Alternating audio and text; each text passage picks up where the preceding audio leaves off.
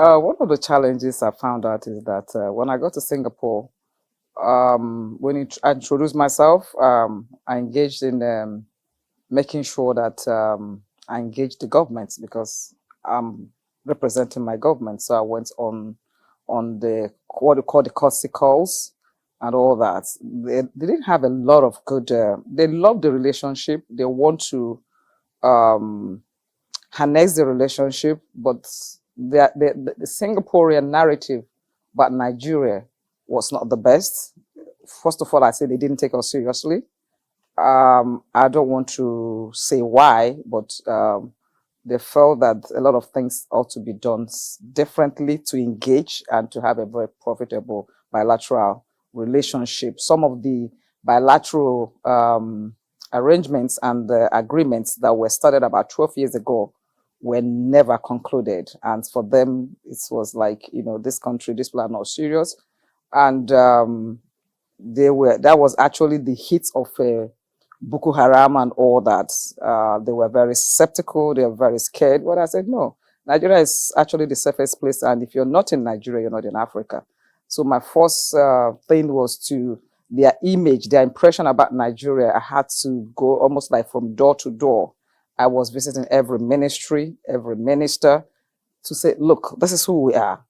The stories you read on the papers is not who we are. This is the Nigeria we are. If you embrace us, I'm sure you will not regret it. And there was a lot of Singaporean companies that actually took my word for it and engaged with us.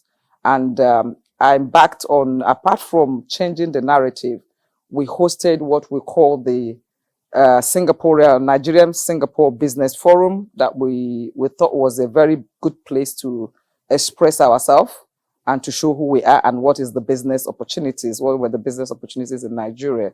We brought the best of the Singaporeans, the high and the mighty, and we brought the high and the mighties from Nigeria.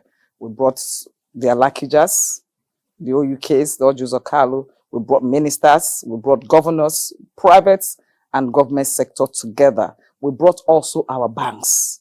Most of the MDs of the banks were there. Even the present Abia State governor was then the MD of Alex Oti governor. It was a Diamond Bank? It was the Diamond Bank MD. The essence of that is that we wanted to let them know that not only can you do business in Nigeria, you can fund your business from Nigeria, and you can repatriate, 100% repatriate your money back to your country. So we brought the private sector, the government sector, to let them know the government has put the enabling environment, the infrastructural environment for them to do their businesses. Singapore, as far as I'm concerned, you can actually probably Google that, consider that forum one of the best they've had in their 50 years of existence. Oh, wow. That's and we did it without actually, the good part about it is that for an envoy to go to a nation and the nation helps you to fund your programs, it's never done. No one kobo of that forum came from the Nigerian embassy in Singapore. I engaged the business sector in Singapore to support that forum. So they actually funded it. The governors that came, the minister that came did not pay kobo. That's a good one.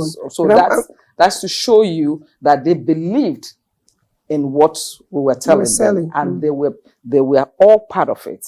They were all engaged in it. The Tolaram, the Indoramas, the guys that owns the Indomie and the rest of them, all of them were part of that platform and they supported it.